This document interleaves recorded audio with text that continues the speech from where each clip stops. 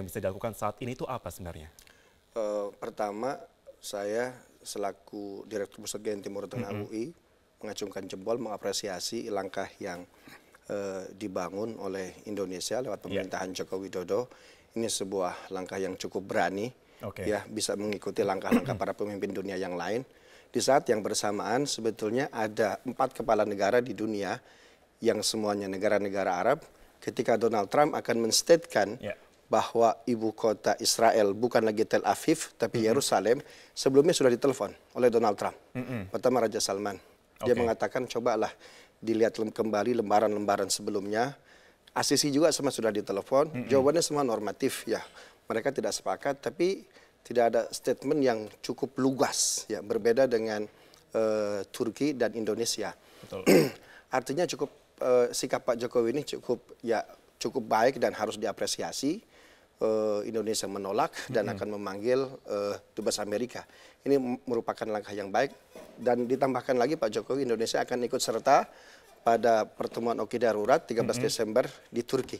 Ini sebuah langkah maju menurut saya dalam rangka memberikan antitesis yang cukup berani gitu terhadap yang dilakukan oleh Donald Trump. Kalau kita bicara mengenai kebijakan Donald Trump ini sendiri, bisa dikatakan, apakah Anda melihat ini sebuah keputusan yang dikatakan satu pihak saja seperti itu, atau memang sudah melangsungkan beberapa kali pertimbangan-pertimbangan?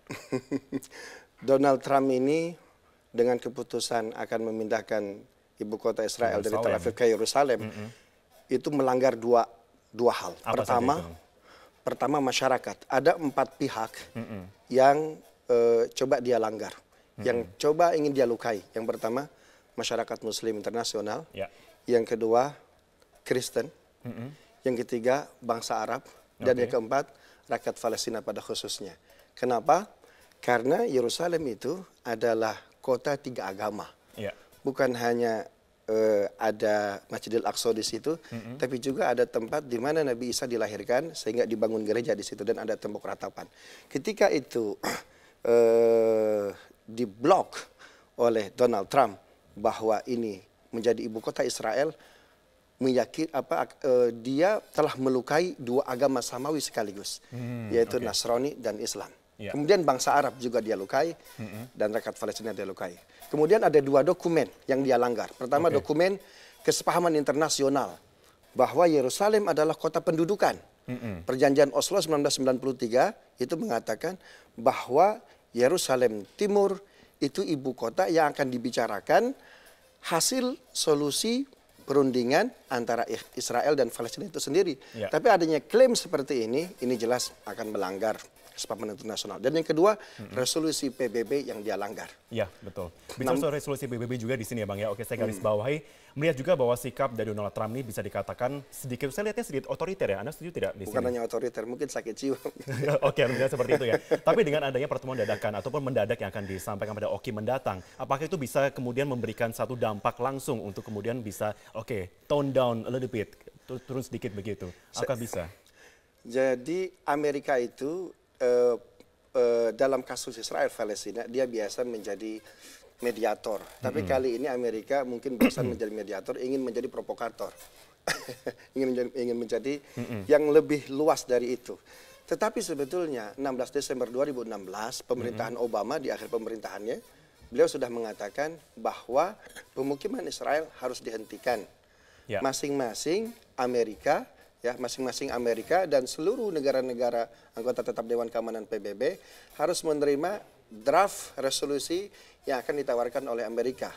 Ini sebetulnya adalah resolusi yang pernah draftnya ini disonding oleh Jordan, tetapi ditolak oleh Amerika sendiri. Namun di akhir pemerintahan Barack Obama mengajukan kembali bahwa Israel harus menjadi negara tersendiri, juga Palestina menjadi negara tersendiri. Two-state solution.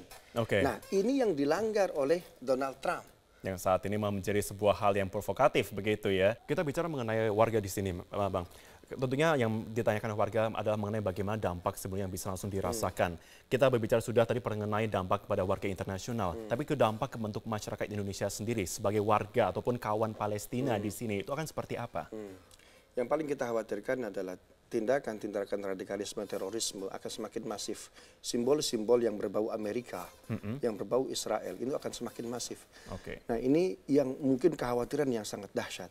Karena Amerika nyaris di semua negara dia punya embassy, ya banyak-banyak Freemason yang diminum, yang dimakan, yang dipakai oleh seluruh masyarakat di dunia.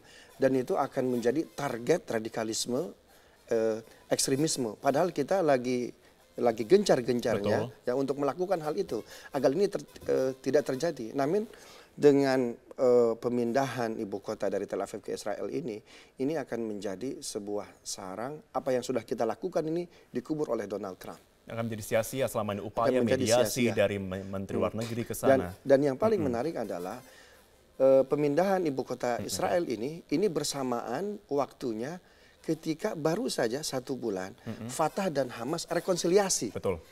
Ya, mereka baru saja bersepakat untuk berdamai.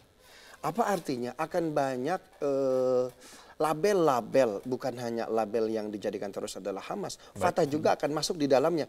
Mungkin akan banyak lagi ekstremisme, radikalisme, terorisme akan masif di dunia internasional. Kita tidak berharap terjadi di Indonesia. Karena itu langkah Pak Jokowi adalah langkah yang luar biasa agar ekstremisme tidak tumbuh, tidak lahir. Oke, kita masih akan lanjutkan lagi perbincangannya, tapi kita harus jeda dulu. Pemirsa tetaplah bersama kami di Breaking News Metro TV.